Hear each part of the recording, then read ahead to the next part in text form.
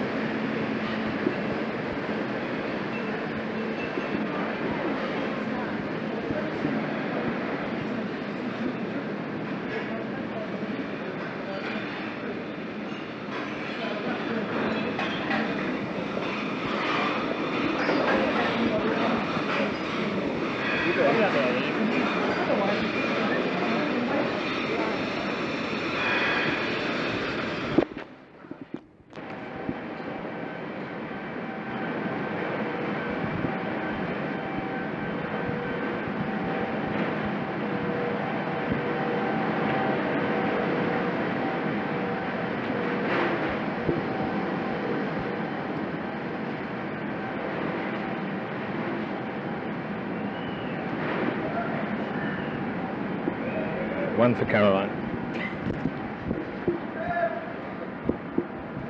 There he is, there he is. That's in there.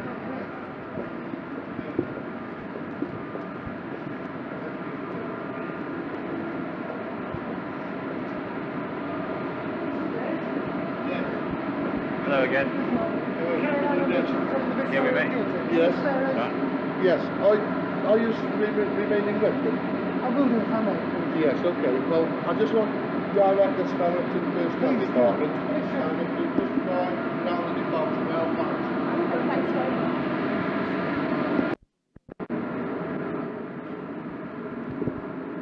Sorry to bother you again. Right. We didn't have our tape recorder with us yesterday, and I wanted to get down something of what you were telling us about the moulds and about the difficulties and the seam on the jug having to be absolutely. I see. Do you mind taking us through that again? Showing us again? Not at all.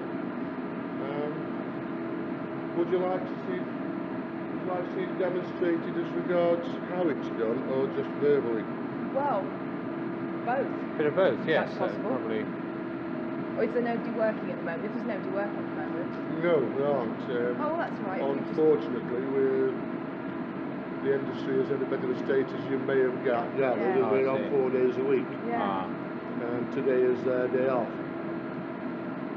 Well, if you just, if you could just show us like you did yesterday, just with the mould, the empty mould, not actually with it being.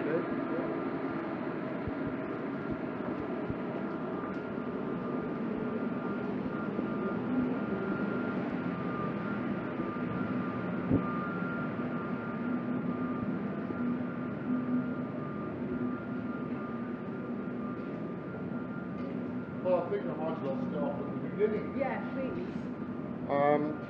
Well, all moulds are made from plaster of Paris.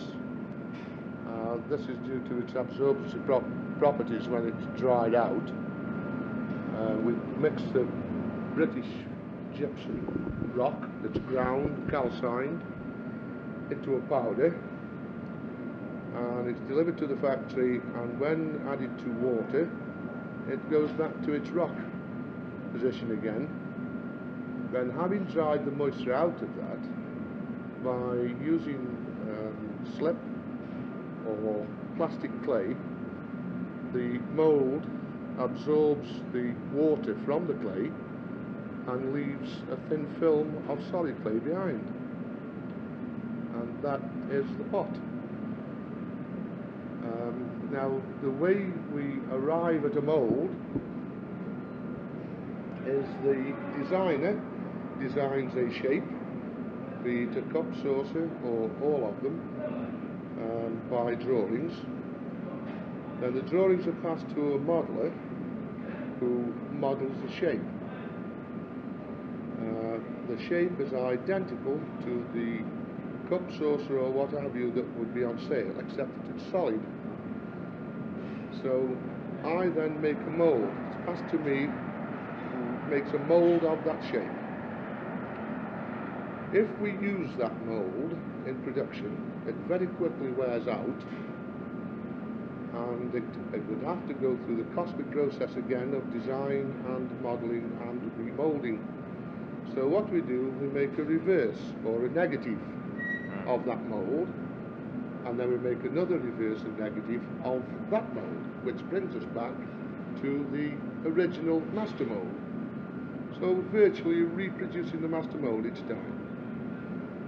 Obviously this mould doesn't last for long. In some cases, or in most cases, in the hollow air, where a casting process is used, we expect about 30 casts or 30 pieces per mould, and in the case of a jolly item we expect about 60. This is at Wedgwood, and possibly at a lot of the other smaller factories where the wear is cheaper. Then I would expect that they would expect the mould to last a lot longer. However, that is what we do. All the master moulds are stored, and as the moulds wear out, they can refer back to the case for reproduction, and if anything happens to the case, then we can refer back to the master mould. And this is the story of my life. How would you, difficult question to you, I suppose, how would you place mould making in terms of importance in the process of producing pots? Being a mould maker, I would say it's the most important part of the pottery industry. I think a good judge of this, going on to the skill of the mould maker, particularly the man that makes the master mould, if you look in the union pay structure, there's only one man higher than him in the pay per hour, and that is the man that does the modelling. And and there's another one, the engraver, who does all the patterns. So it's very high up on the list of craftsmen. Mr. Roy Gosling to call 323. Oh, you could say that if there's anything wrong with the mould, then you're not going to get a good pot. If there's a slight blemish on the mould, then that slight blemish will be on every piece that's made from it. If, for instance, we make a mould of a cover to fit a specific teapot or whatever, and that cover is too small, then every cover that is made will be too small. So it's essential that it's right here in order to produce the end product is good. What are the real difficulties? What are the really difficult things about mould making? Yes, well, we are using a raw material, and it's uncontrolled raw material, And in the process of it going from the powder that we buy into mixing with water and going to a solid state, in its chemical process of this happening, it swells. So the battle all the time, as far as I'm concerned, is trying to compete or combat that swell. It gets slightly bigger each time. Again, going on fittings, say for instance something is altered on the body of a teapot, there's virtually nothing wrong with the cover.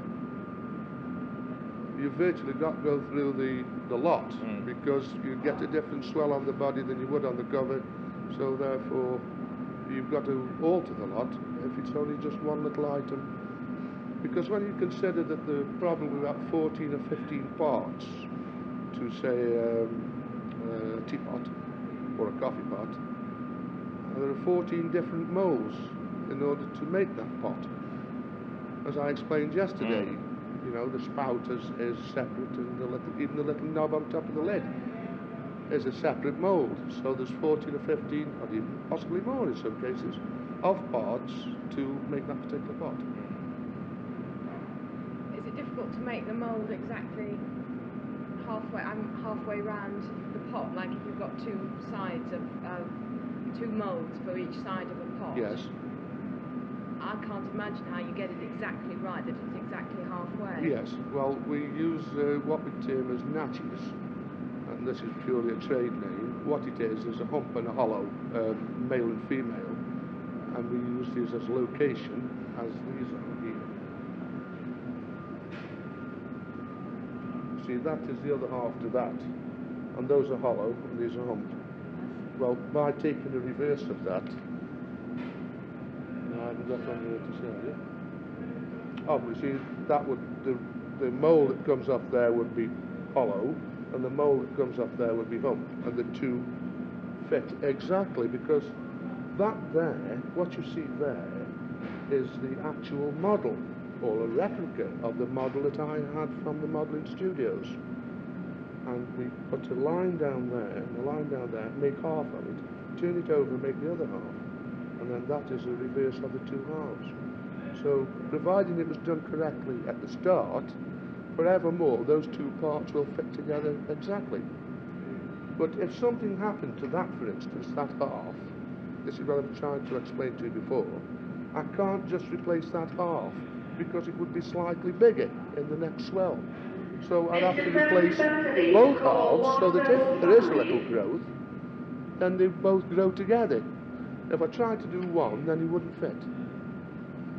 And that is one of the difficulties when you ask me what is one of the difficulties, that is one of the difficulties. And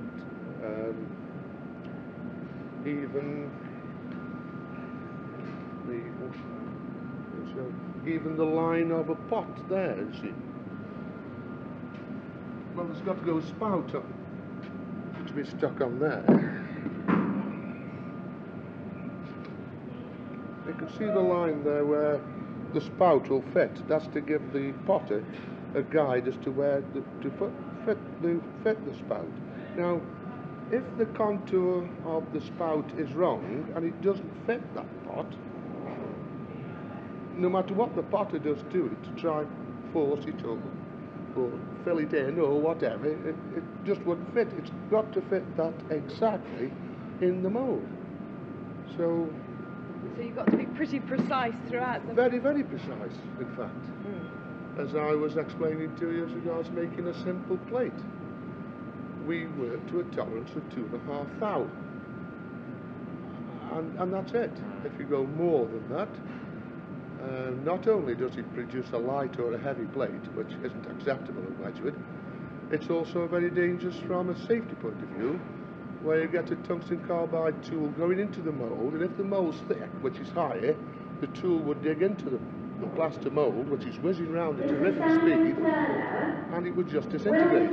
So anyone operating that machine would be struck by flying pieces of plastic. So, you know, it's even apart from the producing a good piece of pottery, there's a safety aspect that comes into it as well. What's the ratio? I mean, how much can you, to the amount of weight difference it makes? What the tolerance is there? Yeah. I don't know if there is a tolerance really. I would think about half an ounce. About half an ounce. I've not been a plate maker, but I would put it at about half an ounce tolerance allowed in the various weights. But we don't have a tolerance as regards the actual diameter of the plate. It's all very well for white china, but when you come to putting on border patterns, which are printed, and they're printed exactly to a size of a plate that's been given to them. So when the transfer is put onto the plate, and we'll say that the decorator is allowing 1/16 of an inch on the edge of the plate, and the pattern is in, say, 4 or 5 sections, and each section is put on. So the last section, if it isn't exactly diameter, the pattern is either it isn't going to meet, or it's going to overlap. So it's essential that every plate is exactly the same size. Again, difficulties arise because of your firing. If you underfire or overfire, there's a great contraction, particularly in bone china, and we're talking about a contraction of probably 1 inch and 8 inches. So it's a terrific contraction, and it's got to be worked out exactly when we are making a mould.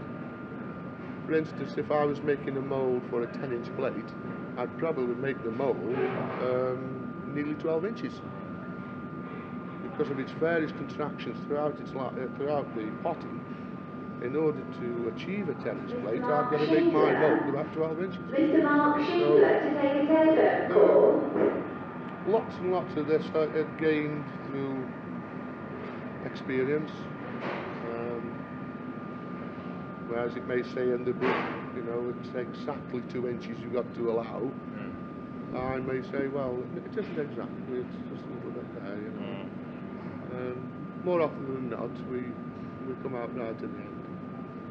I might be quite wrong, but I seem to remember yesterday you said that 5/1000th of an inch would make a difference of 1 ounce. On a 10-inch plate, that's perfectly true. That's right. Yes. The area of the 10-inch plate mould, which at the moment is 12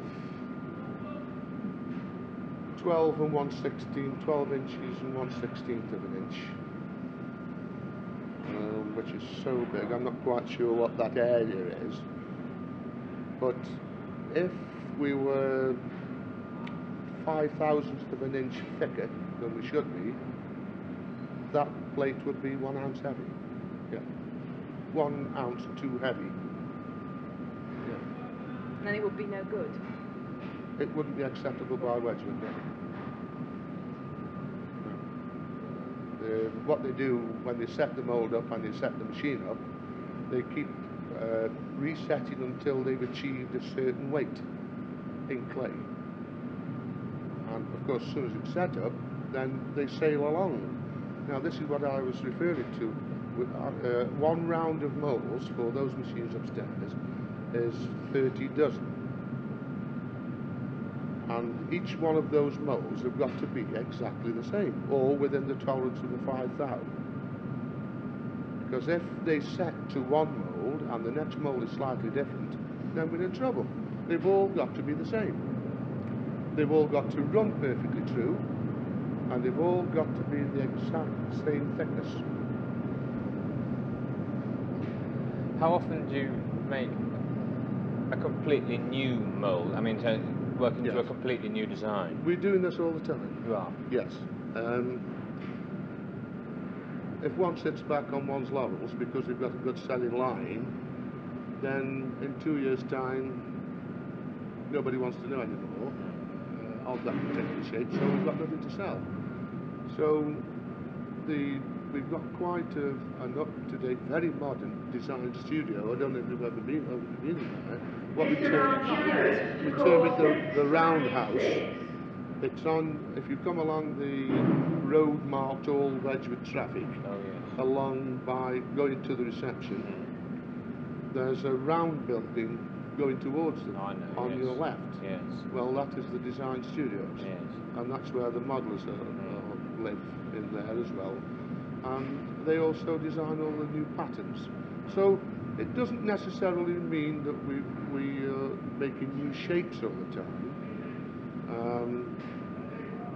But we're always looking around for new shapes. But also the patterns that go onto the wear is being changed all the time. We've also got our traditional shapes that, you know, even Josiah himself, the original Josiah, had a hand in designing and making. And a lot of his glazes and a lot of his colours and a lot of those are still being used today.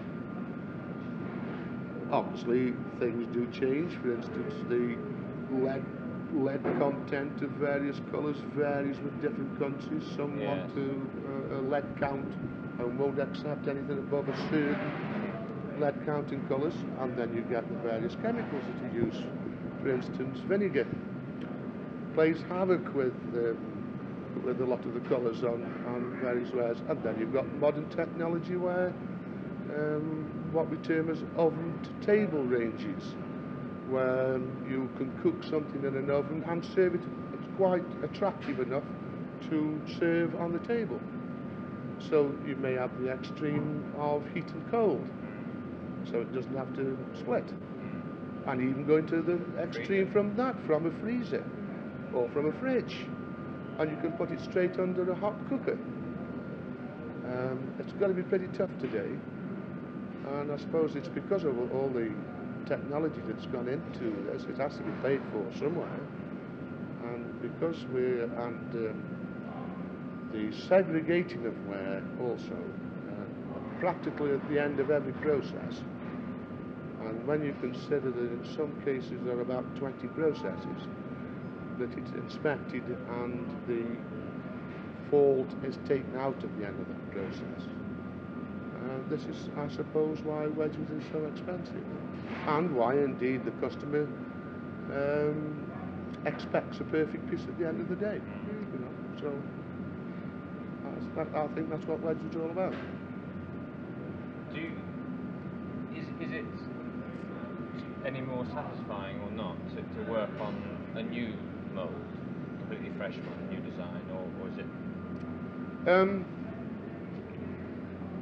With every new shape that we do, there's always a lot of teeth and troubles. Mr. Ken Ward to call 523. Having got over all these teething troubles, and then all at once you see them on the production line, as it were, and you know that you've had some dealings in that, particularly from the start, I suppose there is a great satisfaction. When, you know, we've got used to it now, I suppose, but when we first started advertising on the television, and you saw a Wedgwood piece, a gravy boat, for instance, you know, they're advertising Besto or something of this nature, but they're using a Wedgwood boat in order to show it, and you say, you know, it's Wedgwood. You know, I made that today. And so this is. And another great satisfaction I get is I always go abroad whenever possible for holidays, and from all over, meet people from Scotland or down south or wherever, and obviously you get, what do you do for a living? And you say you work for Wedgwood. Oh, do you? And everybody knows Wedgwood, and I get some pride out of that as well.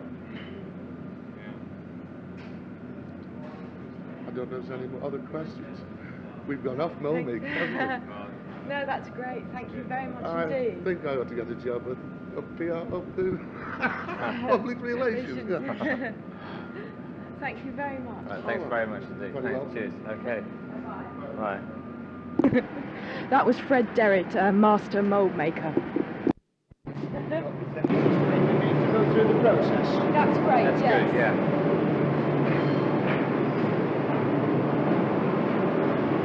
One of the areas where it all starts.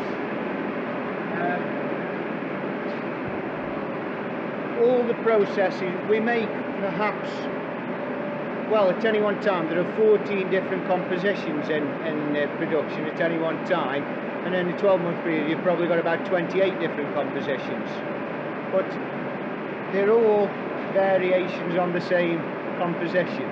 Yeah. You see, whether it be earthenware, china or jasper or ovenware, and we all start off, they all got basic clays in, either ball clays or china clays. Now, do you want to know what a ball clay is for and what a china clay is for? Yes, please, yes.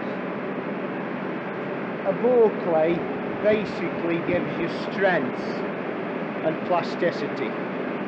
A china clay gives some plasticity and some whiteness.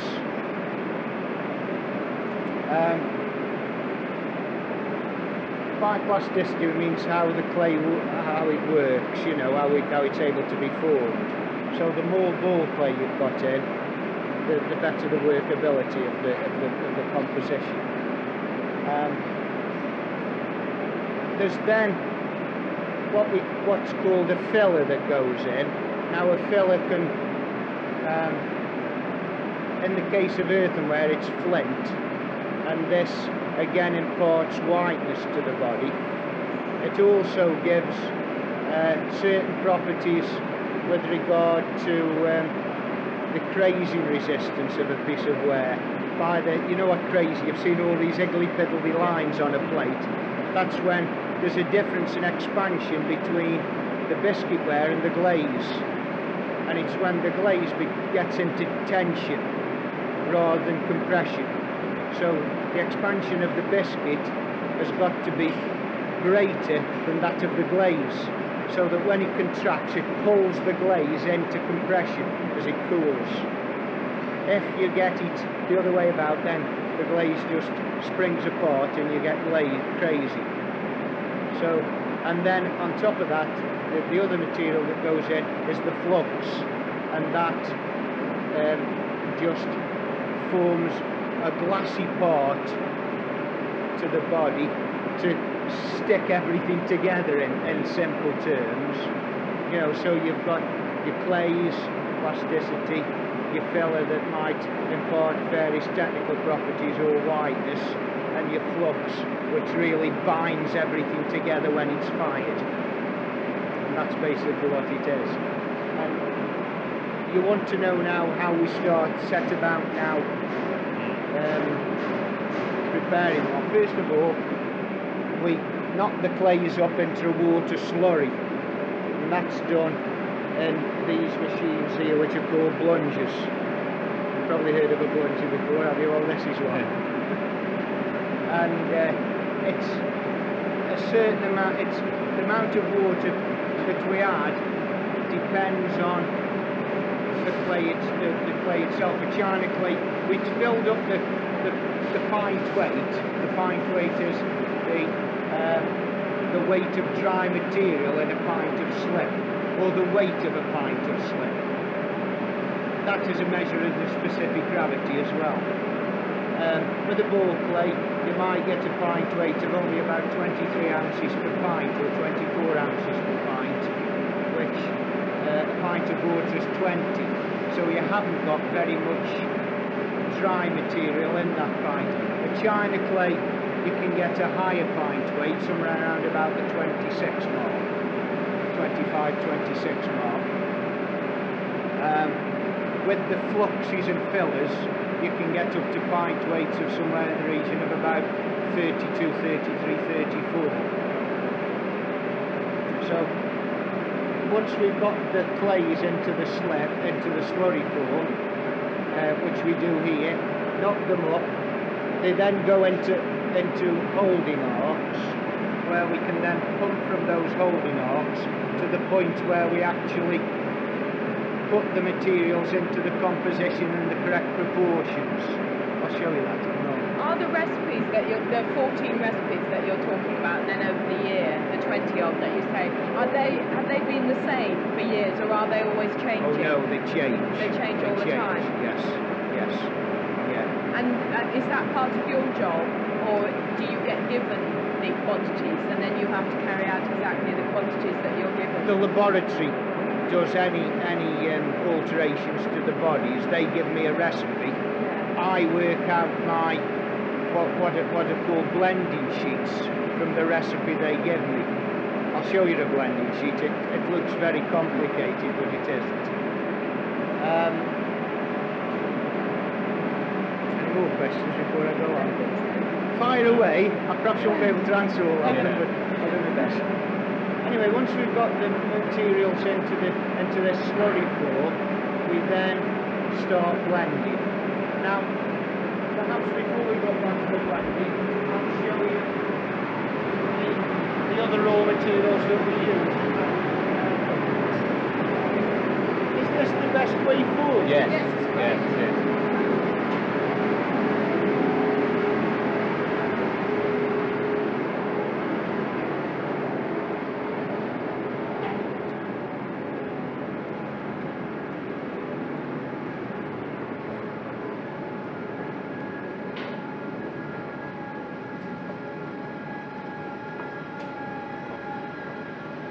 When's the production coming off?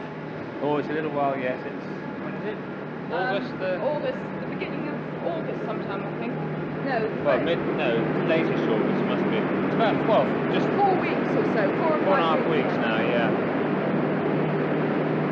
I think the best thing to do is me to talk generally rather than specifically, isn't it? Yes, right. You know, there are 4 materials that we mill here.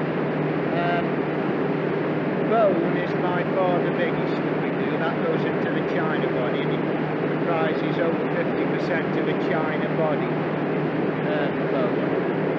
Feldspar, and that's the bone is part flux and it's part filler, and it also is the material that imparts a translucency to the china plate as well.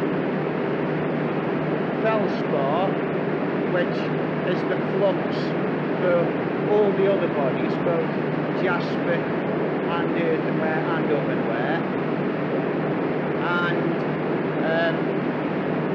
flint. We don't know anything. Sand, which in effect it gives the same properties as flint does, but the procedure is at the moment to change from flint over to sand. From flint to sand, basically because sand gives us less health hazards. Flint is the material that gives us silicosis. Sand, although it's the same, both of the silica, sand doesn't give silicosis to the same extent as flint does, so the trend is to go from flint to sand. So we mill sand, which goes in all the jasper bodies,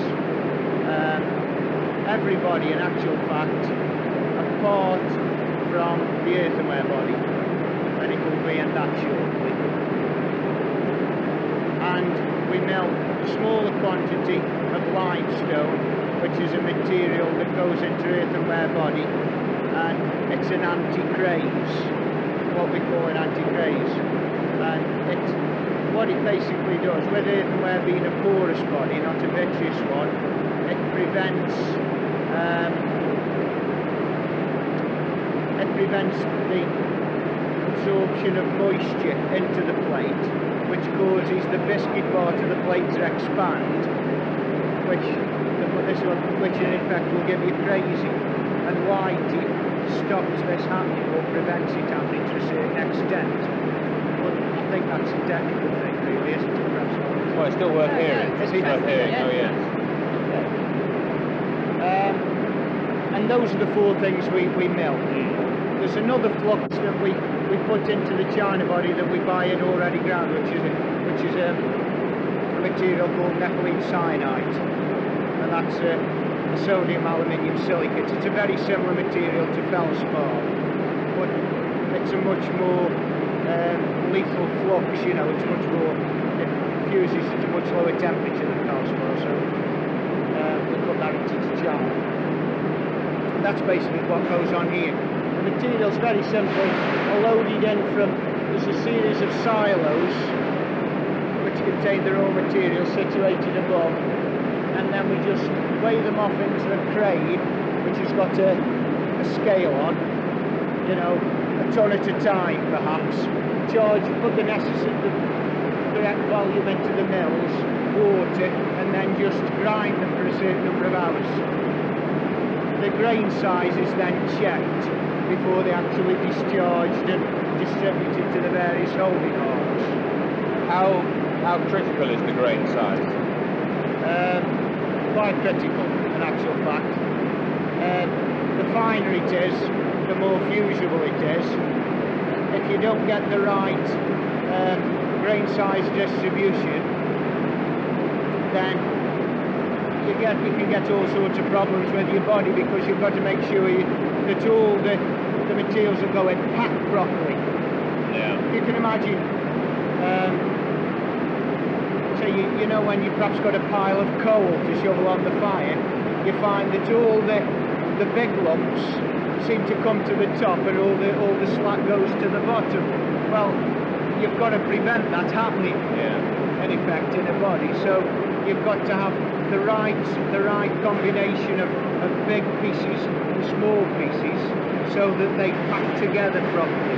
Otherwise you find that everything would drop out, in effect. Very simply, that's it. Okay. Yeah. Any questions? No, I think that's... Or am I baffling you at all? No. Nearly. I'll let you know.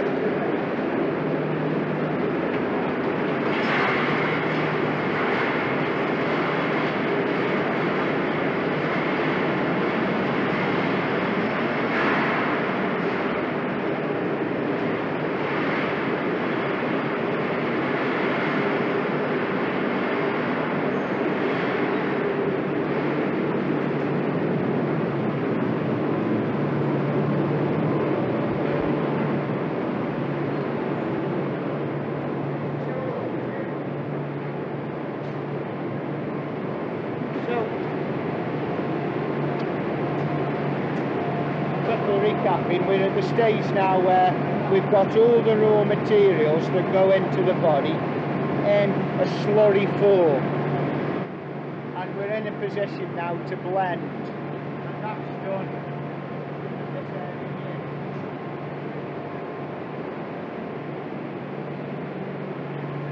That is a blending sheet. Very simply, this gives you the percentages of each of the various materials. This is an earthenware body with some staining to give it a colour, and you've got 9% of one type of ball clay, so many more percentage of another type, another percentage of another type, your flint, your china clay, your feldspar and your whiting. So you've got your ball clays there for your plasticity and workability, your flint for your whitener and some technical, your china clay for a whitener again and some plasticity, your feldspar, which is your flux which binds everything together, and your whiting is your anti-graze. And then a little bit of stain to give it a colour. So first of all, what we do then, we decide on what weight we're going to blend at any one time. We then take the percentage of that weight to give us the dry weight of that particular clay. We then put down a range of various specific gravities. You know, there's no need to try and hit on the same specific gravity or the same density. of slip, the same bind weight all the time. So we put a range in, we do a range. We then, from a very simple formula, we calculate what the weight is of in 1 pint, and then the weight, sorry, in 1 gallon. Once we've calculated the weight in 1 gallon, we know we can then calculate how many gallons we need to give us 360 pounds dry. And then we then convert that into mixing weight.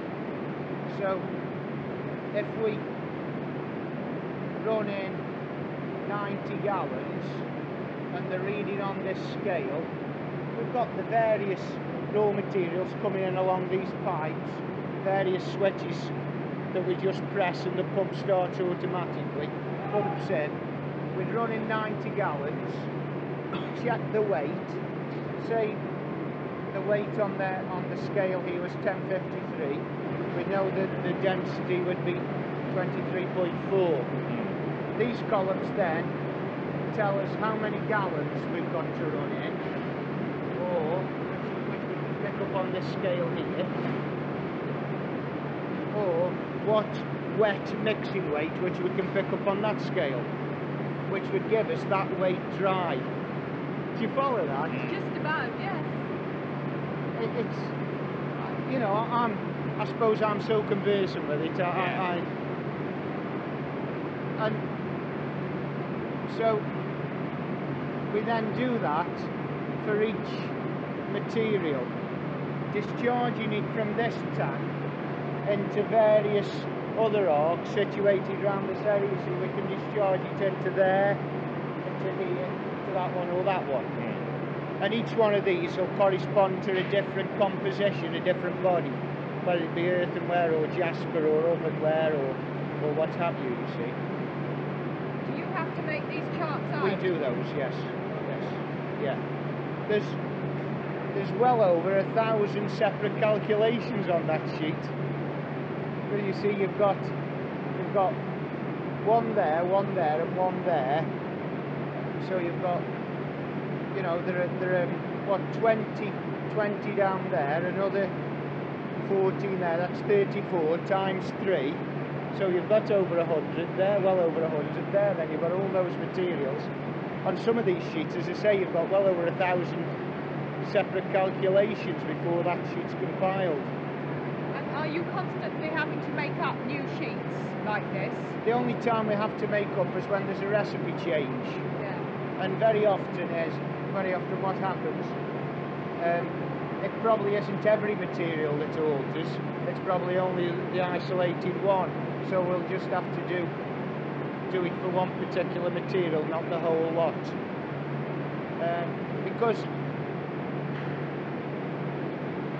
the specification for various raw materials changes, our suppliers change them, so we have to adjust accordingly, you see. So it is a continuous process, although a body like that has probably been in use since the year dot, you know, and they don't vary very much, not a great deal. Is this the most important part of your work, you personally, would you say?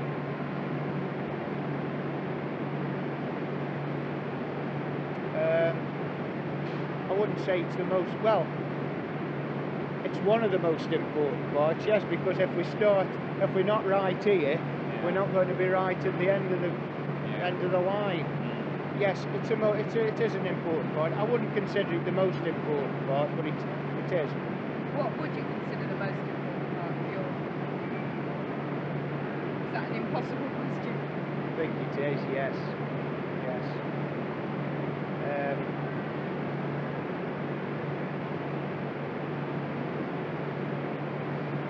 That's one of them. But you get onto things like costs, labour relations, budgets, you know, cost of raw materials, you know, you're continually hammering at your suppliers of raw materials for a reduction in price. I mean, the cost of bone is over £400 a tonne, and I'm milling about 30 tonnes of that a week. You know, so you can imagine what my materials budget is in 12 months. It's well over £1 million, which I'm responsible for. So this is nothing really. Although well, it is very if you get that important. wrong, you're wasting £1 million, I suppose. Absolutely, yes. Do you have to be on the lookout continually for other sources of raw materials? Yes. I do that myself. The lab does it.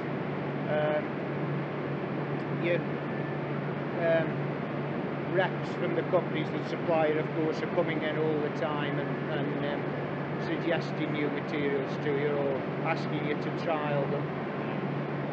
Yeah, it's a continuous process all the time. Yeah. And is it a decision between you and the laboratory as to whether if somebody comes to you and says, "Will you try this material?" Would that be a decision between you and the laboratory as to whether? No, what generally happens is that if they approach me, then I would take this material onto the lab and say, look, I think this is probably worth looking into. The lab would then probably do a small-scale trial on it. If their results are promising, then they'd ask me to do a bigger trial. You know, they would probably work in a couple of £100 trial. They'd then push it up to perhaps half a tonne trial. If that was promising, then we'd say, all right, we'll go on to a 3-tonne trial or even bigger, you see. Because obviously the lab are working in buckets. You know, I'm working in tonnes. So I work very closely with the lab, in actual fact. Very closely. But as regards, that's with raw materials, but of course you're also looking at better methods of processing with regard to machinery, which, you know, I might say, well, I think this machine's better, and then it's up to me to convince my superiors, you know, that it's better and it's worthwhile pursuing in that way. An example, in the mill we've got the conventional way of lining a mill is with silex blocks, which is like a granite block. Well, about 3 years ago I was looking into using a rubber lining to the mill, and I considered it was the right way to go. But you then have got to convince your directors, or you've got to justify it in terms of cost and what the payback period is. Now, no way could I justify a rubber lining in terms of cost. I just knew instinctively that it was the right thing to do.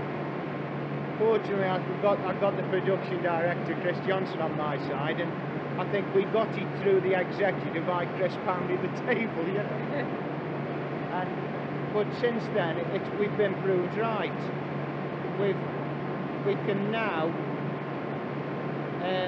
by putting a rubber lining in and using a different kind of grinding media, we can mill. I'm comparing it now with a conventional silex line mill. We can mill half as much again in half the time. So in effect, we've got 3 mills for 1, which means that if we ever want to extend, if we were extending with conventional mills, you need three times as many mills as you've got, and a building 3 times as big. Whereas at the moment we can still increase 3 times in with the same plant. So, you know, that's one of the things that goes on, that's perhaps instigated here rather than by the laboratory or by anybody else. Right. So what happens next? Right. Okay, we'll go downstairs now.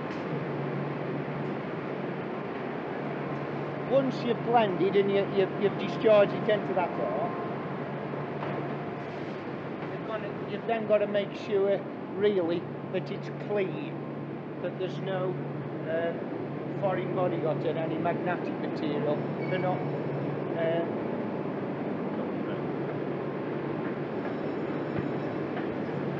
There's no oversized material in. So what we do there, we run it on over these sifters, and which is a very, very fine stainless steel mesh, which as it runs over, these things vibrate and just shake the slurry through. Once it's through the vibrator, it runs over an electromagnet. I won't ask you to go down there because it's not very clear. You can see here how it's in the bottom part of the cylinder, where the plug, where the cable goes in. That's an electromagnet. So the material comes over the sifter, goes over the electromagnet, and then is discharged into arcs that are situated all the way around this deck. That float, what the float does, if the rate that we feed into the bowl gets excessive, the float comes up, enables the material to go over the electromagnet quicker. Very simple arrangement. Yeah. And the electromagnet, as I say, takes all your magnetic material out. Your sifters take out any large pieces of more, you know, coarser ground material that might be in, might have got in. But very, very little is retained on the meshes. And that's that after we've blended. So that's the last stage before, it's the last thing has to be done to it basically before it dries out and is used? No. We're then in the situation where we've got it in all these, we've got all the various compositions in these various arcs, which you can see are dotted all the way around this area here. We've then, that's an arc, that's one that the inside is fiberglassed. Really for two reasons. One, to make it easy to clean, and one, there's less chance of contamination than if it was brickwork or something like that. We just have it part of it repaired at the moment. So those are that's an arc that's full, and that holds what, somewhere in the region of about 15 ton of body. That's dry weight. About between 15 and 20 ton. So how often do they have to be cleaned? We clean them about every 3 months. Would you get dried bits of clay in the body otherwise? You didn't clean them? No, because we've got various other catch points before we actually stuff. Little bits do get through, yes, but very, very little from the arc. So once we've got the body blended and we've added all this water to it, we've got to take the water out. And we do that with these presses. And very, very simply, go on, John.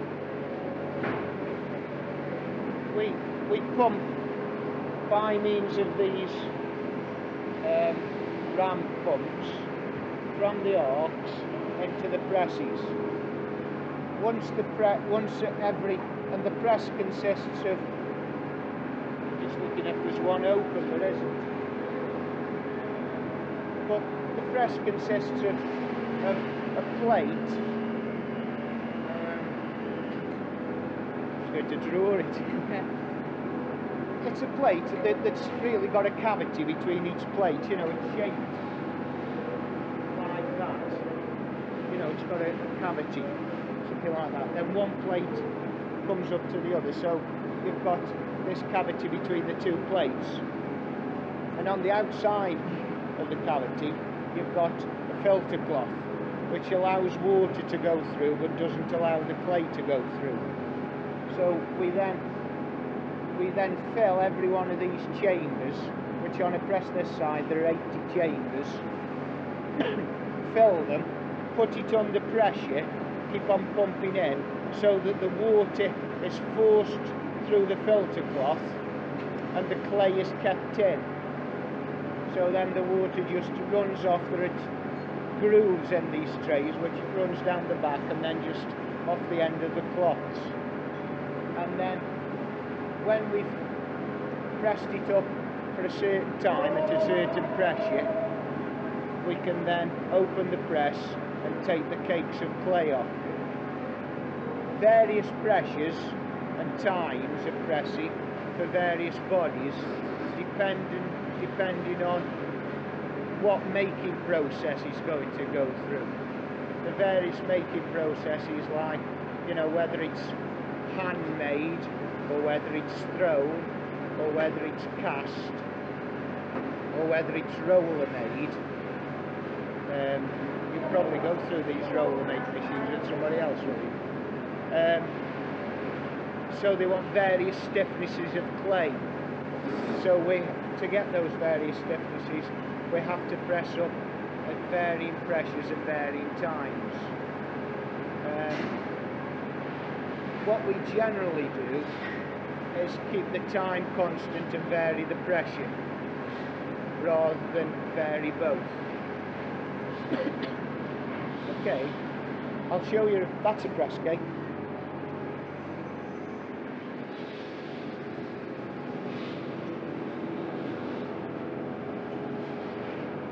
Now that's the clay that the figures that go on your jasper are made of. You know, the blue jasper. that's what the white figures are made of. That particular one. Quite soft, really. Extremely workable. Yeah. Are there records kept then of all the different pressures and things, like there are of the different mixtures? Yeah. Although they can vary daily sometimes. You've got to accommodate, you know, things alter.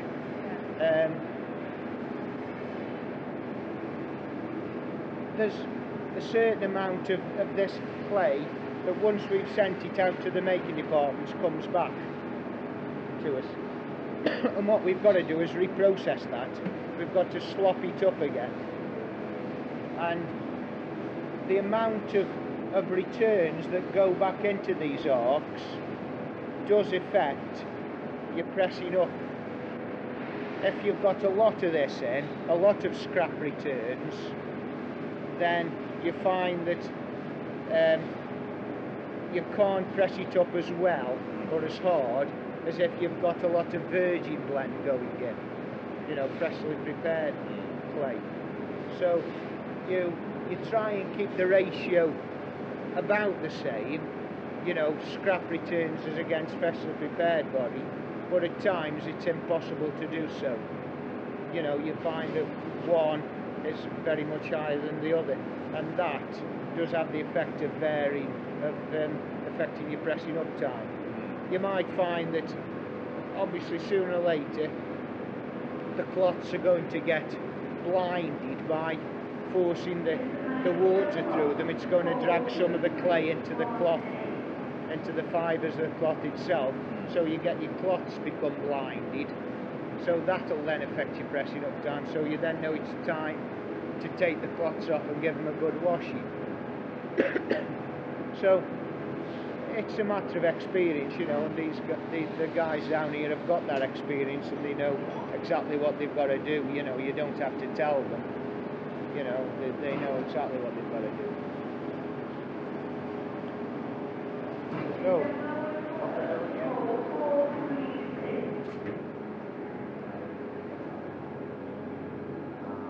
So we've got the press gate now, and what we've got to do with it now is to get it into a size and a shape and a stiffness that's acceptable to the man who's going to make the piece out of it.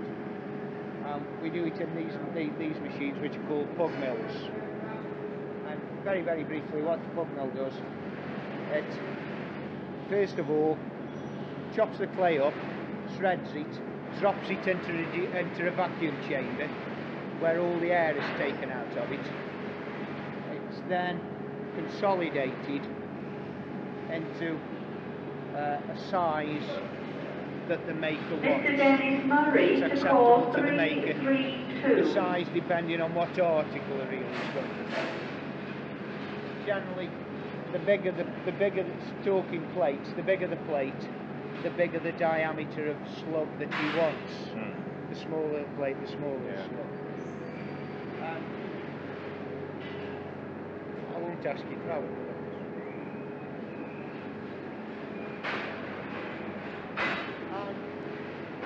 Looking around, you can see, you know, various sizes of slug. That's about 3.5 inch. You've got a 5 inch, there's 6 inch, there's 2.5 inch, you know, but they're all of that shape, varying diameters. The different colours are the different bodies. Yeah. These are Jasper, are they? Is that for Jasper? That's a Jasper. Yeah. Yeah, yeah. But don't be misled by the colour. That's China. That is. You see, you can imagine that if we didn't have any stain to them, and by stain I'm talking a vegetable stain that burns out, doesn't impart any colour to the body at all. But if we didn't put any stain and any vegetable stain in, all the bodies would look the same. So we have to colour them. We've got a problem on at the moment. We're running out of colours. So we're starting now mixing them. You know. Yeah. This one here. This is lilac jasper. That one gave us an awful problem because when we first produced it, it was exactly the same colour as the one we were just looking at across there, and the makers upstairs are getting them mixed up. So that the jasper stain is an actual stain which stays in the body, yes. But even with some of the jasper bodies, we still have to put a vegetable dye in. You know, because this body, without any vegetable dye in, looks very similar to the white jasper across there. You know.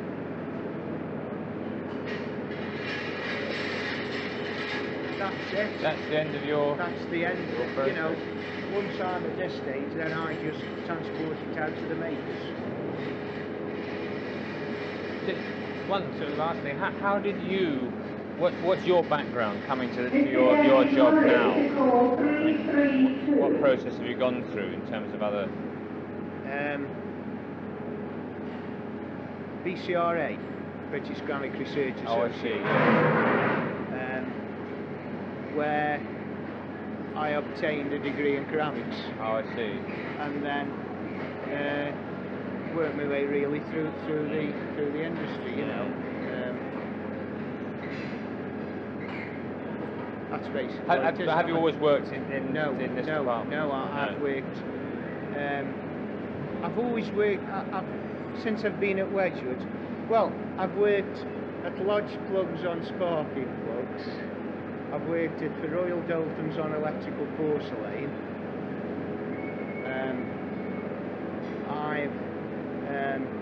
I was at Mason's Ironstone as technical manager, and then Wedgwood's took them over, and I came here.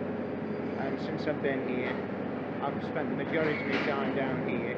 I had a short spell up in another department on the factory that I was in charge of, and then I came back down here. That's basically what it is. Yeah. You know.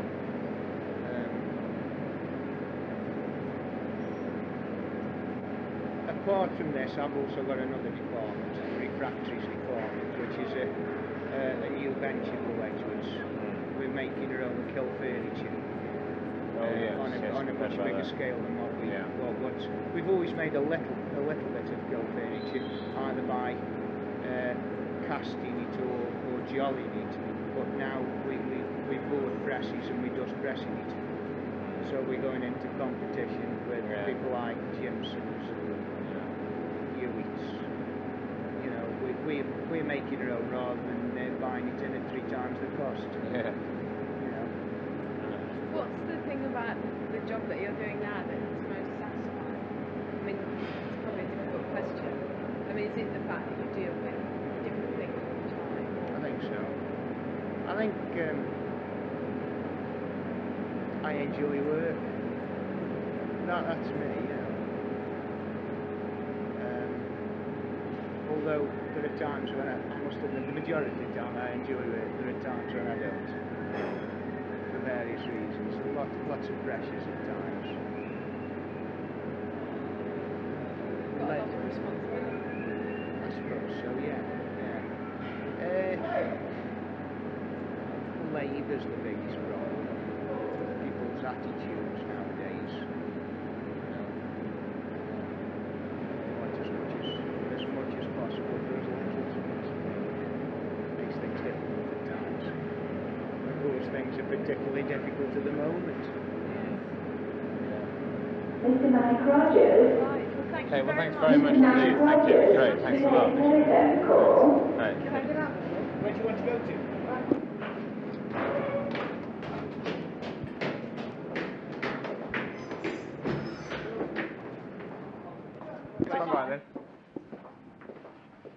Oh yes, that was John Newton in charge of a slip house. Could you talk to them for a few minutes? Yes, certainly.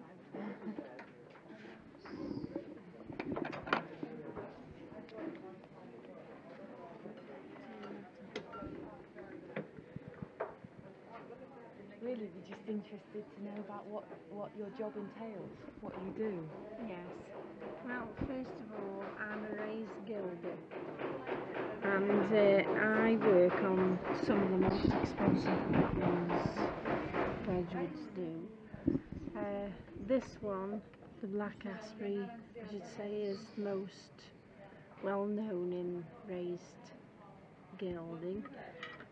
When I get a plate, it's got a black background with gold board, it's transfer. Now on top of that transfer, you raise a paste on top, and you use a very fine sable head brush to do it with. And then when you've gone through the plate, it goes to be fired and it comes back to me, and then all what I've raised on the plate is covered with 22 carat gold in liquid form, and then it goes to be fired again, and that is the end part there.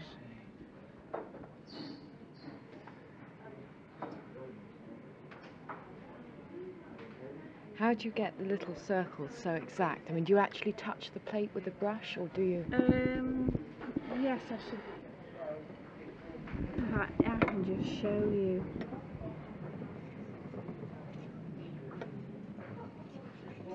The secret of getting, the depth with it is mixing the colour right. It's a ceramic paste, and you mix it with turpentine and a fat oil, and I put a little bit of dye in it, and then it shows up better on the plate, so I'll just show you here.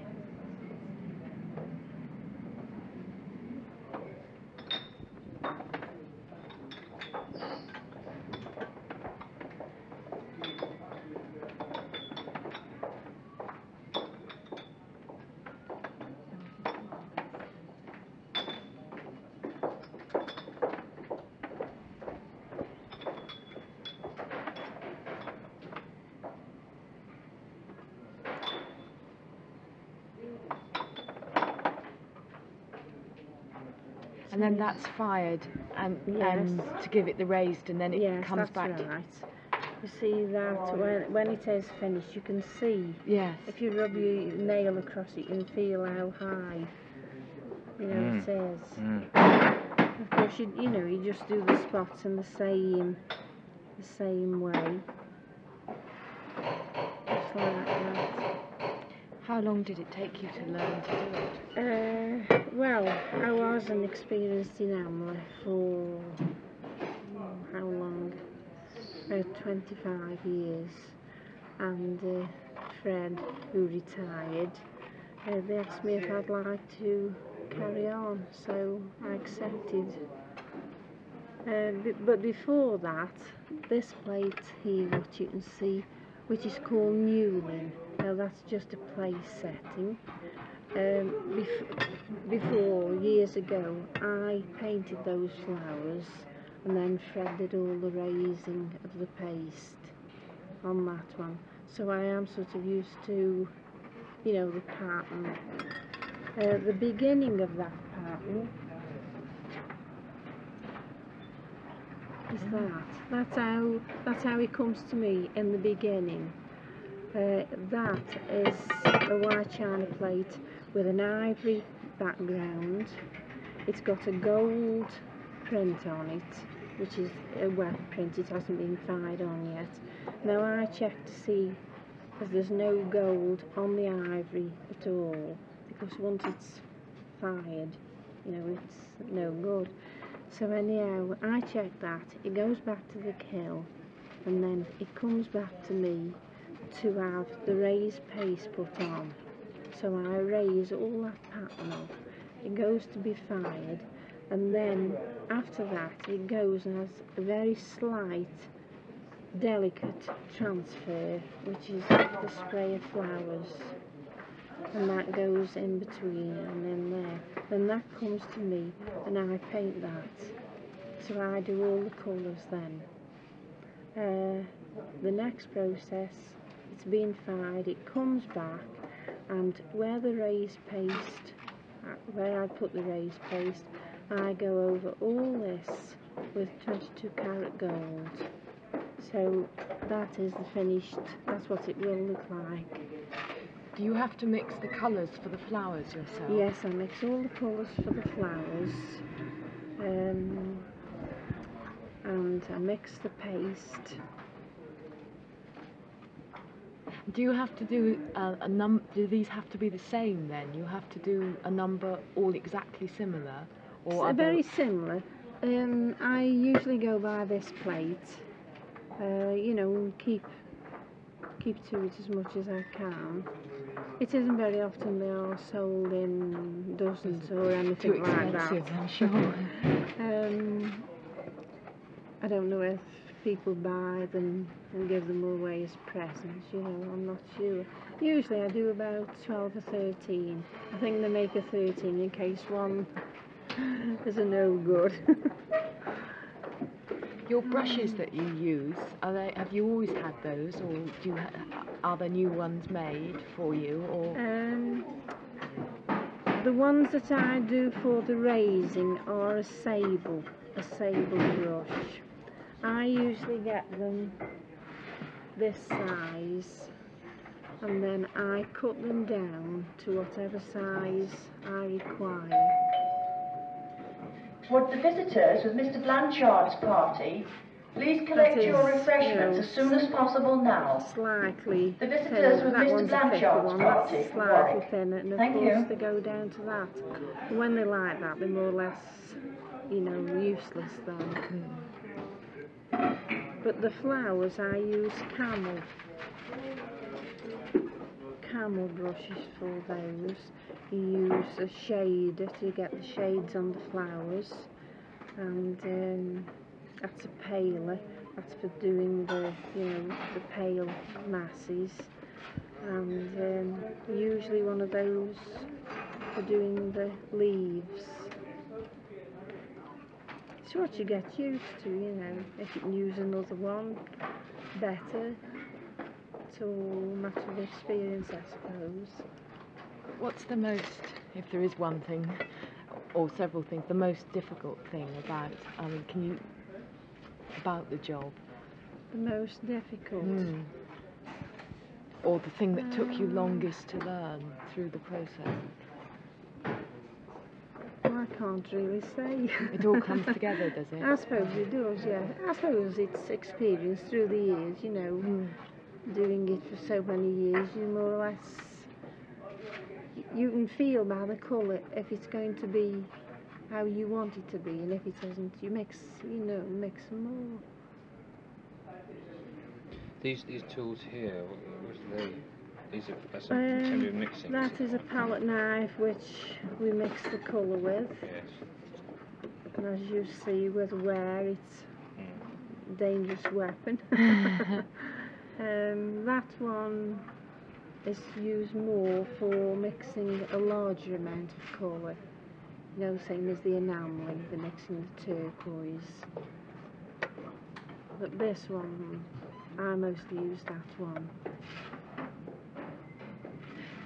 So you've been an enameller all your working life? Yes, yes.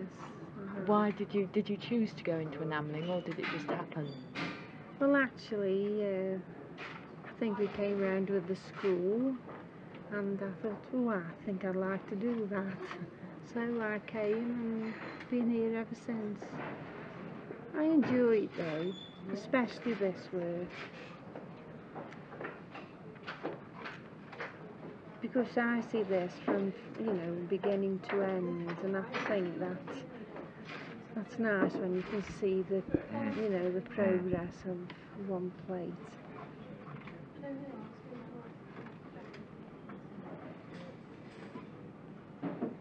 How long does it take you to do one of these plates?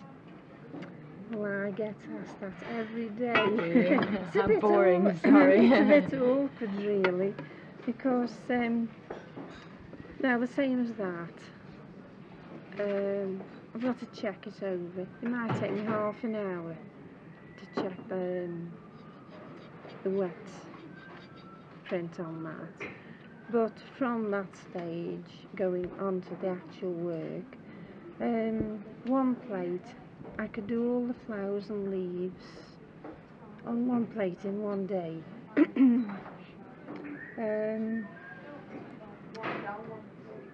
The raised paste, I could do that in one day, and another day to cover in gold. But in between each process, it has to go and be fired. So, you know, I sort of don't have it one day after another. I might not see the plate for a week or fortnight, and then it'll come back. And of course it has to have the line put on, and there's also a line round the base of the plate. Does your mark go on it anywhere? No, actually it doesn't, because I'm the only one at the moment who's doing the pattern. So if there is anything wrong with it, there's only me to come to.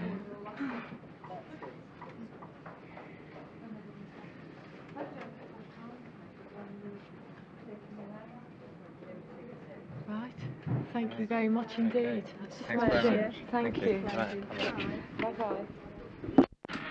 That was Jume Tooth.